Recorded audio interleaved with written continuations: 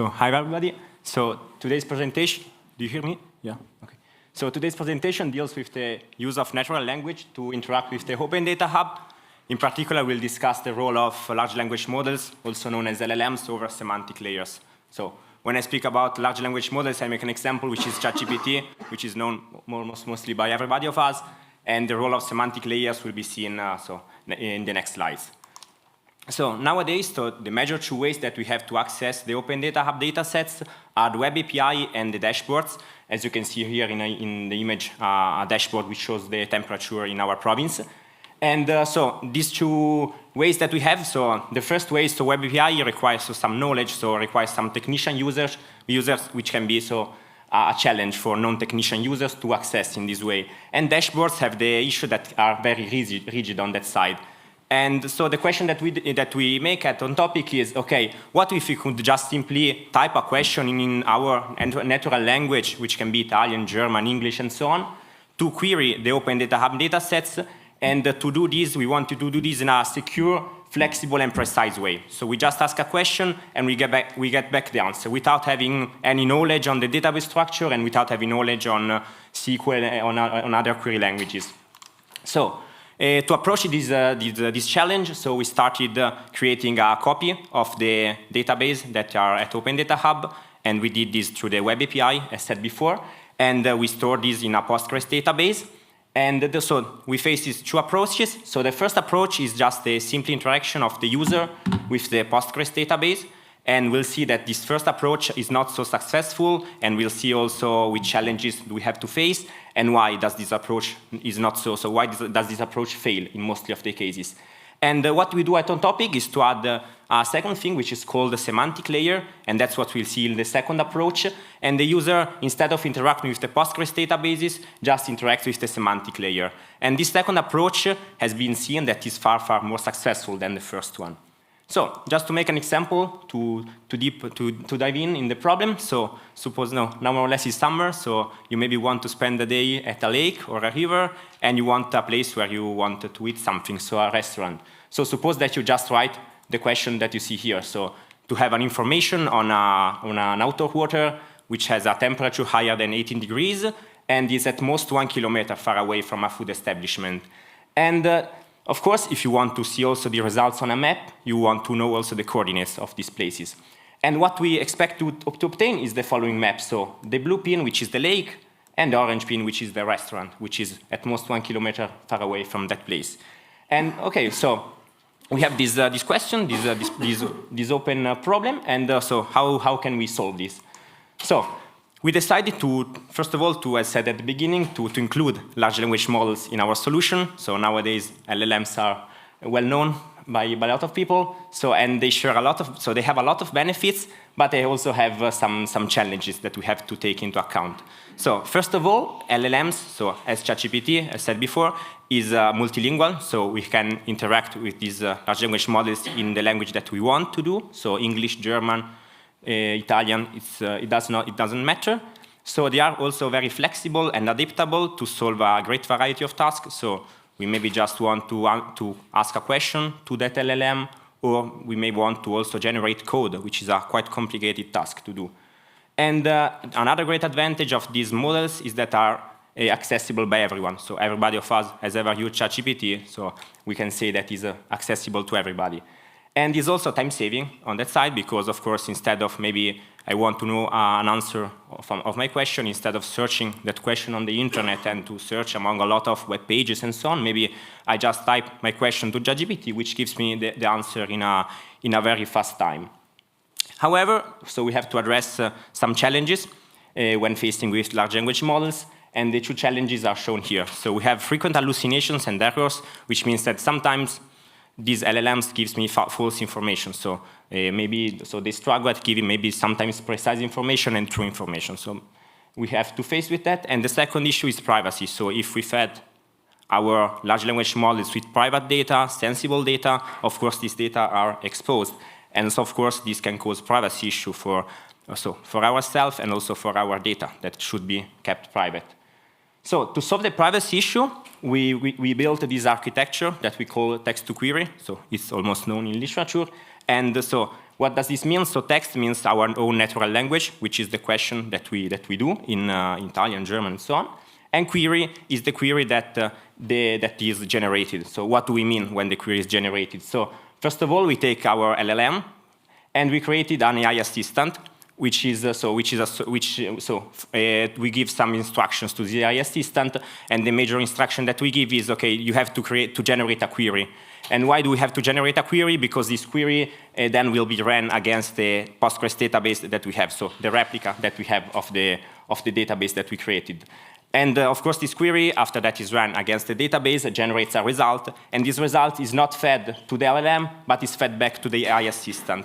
So in this way, the LLM does not have access to the data, but instead only our AI assistant. So our data are kept private on our machine, so the LLM does never see the data. So I'm speaking about query languages. Of course, we have a lot of query languages, so which language do we choose? So the first approach that we said at the beginning is just a simple interaction of the user with the Postgres database. So since it has a relational database, we decided to use SQL. And if you can show the video, we made a short demo. So we launch our AI assistant, which is a Python code actually, and we wait a couple of seconds, and the user then can type his question, which is the question that we show at the beginning. And we wait 10-15 seconds to get the answer of the AI assistant, and the answer is shown here. So we see a textual part, which is an explanation of the query, and then you see here highlighted SQL, where you see the whole SQL query that the AI assistant generates. And you see there are a lot of tables that we have, and we have a lot of joins and a lot of selection and so on. So it's a quite complicated query. And however, if we check the query, and this check is done automatically by the AI assistant, we get an error message because there is a column that does not exist. And this happens frequently because we have hallucination, as said at the beginning. So automatically, the AI assistant analyzes the error back and gives a new SQL query. And this new SQL query, hopefully, is more correct than the one before. So we see that this column that we were using before is not used anymore. And in fact, we see that we obtain an output. We see the two coordinates, a value, and another two values of the coordinates. Is that result correct? Actually not, because we know that it's used this table, which is a table which is called measurement, which is used as a whole table. But this table measurement contains also other values, like wind speed, and not only temperature values. And so we see, by giving this information back to the AI assistant, so by having knowledge on that, we see that the AI assistant add this string, which is t.cname temperature. And automatically, we see that we don't have any error message anymore. So we see that error message is none, so we don't have any error. However, we don't have any output. And the AI assistant makes some checks on the query. So we see, for instance, if the joins that are done in the SQL query are correct, so based on the foreign keys that we have, or if also, or is something that is missing maybe. We also check that the functions that we are using are correct. So for instance, we are using a function to evaluate and calculate the distance between 2 points because we have to know the distance between the restaurant and our lake. So we have to ask this information, and this information has to be in the query. And so we check also this about function. But we see in the end that this is not successful. So the query in any way does not output a result. So we don't have any errors, but we don't have a result. And this is due to the fact that this string is the wrong one. So we should use water temperature, as shown here. And if we tell the AI assistant back, so by having knowledge on the database structure and on the database behind, we can tell this to the AI assistant, which again, outputs a new SQL query, and this new SQL query, as you can see, uses the correct string. So it's the correct one, and now we see, finally, that the output of the query is the one that we expected to have. So you see here, at the end of the query, we see here the 2 coordinates, and the value of the temperature, and the other 2 coordinates. So the first are the coordinates of the lake, the value of the temperature, and the coordinates of the food establishment or the restaurant. So just to make a short recap of what we did. So on one side, we have hallucinations, which are due to the nature of large language models. And so, for instance, the example where there is used a column which does not exist. On the other side, we can have also some issues on the relational schema. For instance, missing foreign keys, which can cause wrong joins, or maybe in our case, some table as the table measurement, which is not fully understood by the AI assistant or also by the LLM.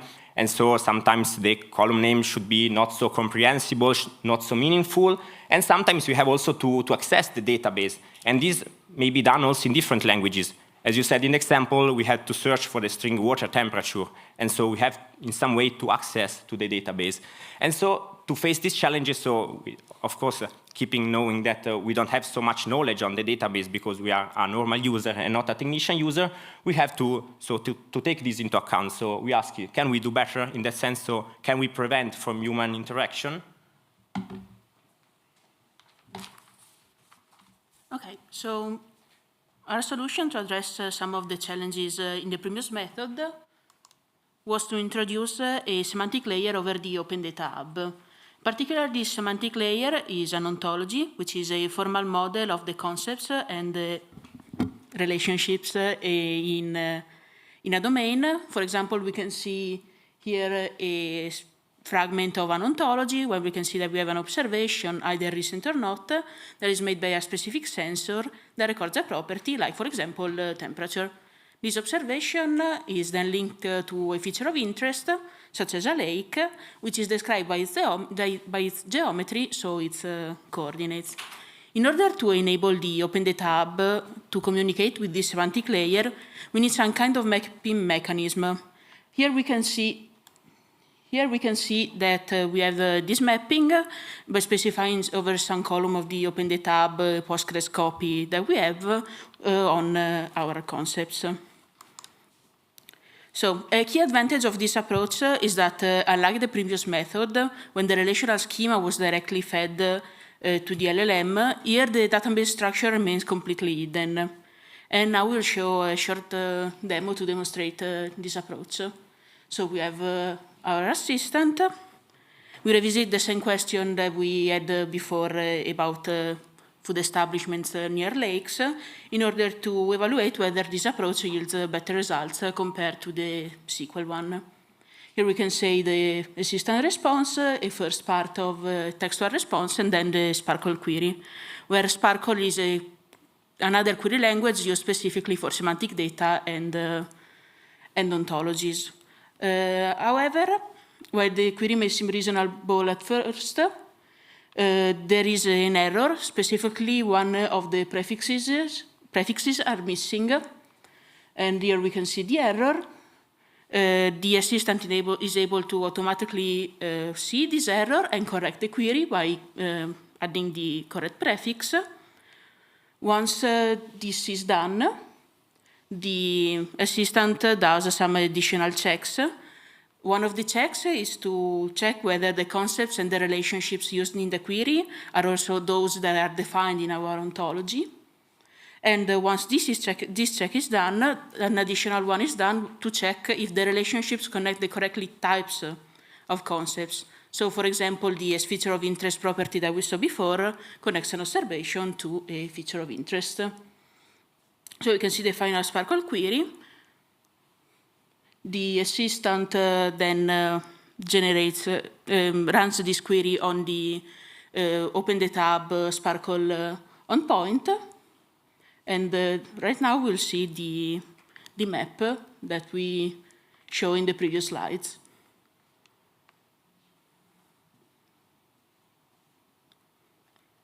Okay, so to summarize, we have a formal representation of our domain thanks to the ontology, and this ontology plays a key role in detecting and correcting the LLM errors.